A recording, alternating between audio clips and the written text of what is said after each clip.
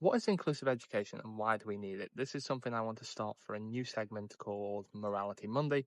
Now, when we think of the education system as it currently stands, you have your school years, college, university, and so on. But when we think about more inclusive education, this is typically aimed at individuals who have a SEND requirement or for whatever reason need that extra support from the school for whatever reason, whether that's due to disability, mental health, or any other form of need. Yeah, in a lot of cases, our education system is not built for certain individuals, and as a result, we need additional area.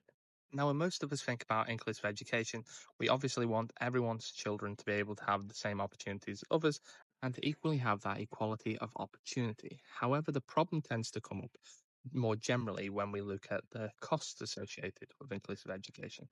Now, that's not to say, and in my personal view, that we should pay that cost because the problem with not having it is eventually that has negative knock on effects for society as a whole because that individual effectively is not able to not only develop potentially the skills that allows them to become more integrated into society, but also potentially allows them the potential to be able to find that job somewhere down the line. And that, in my view, is something that we should strive towards as more of a moral imperative and a duty.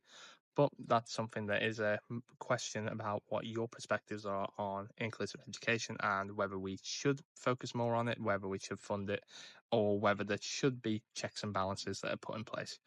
But when we think about what inclusive education can look like, that can be within schools with various different supports put in place where possible. So that might be accessibility needs for individuals with physical disabilities to allow them to go to school and have a broadly similar experience to other kids. And that can then stretch to college and university as well.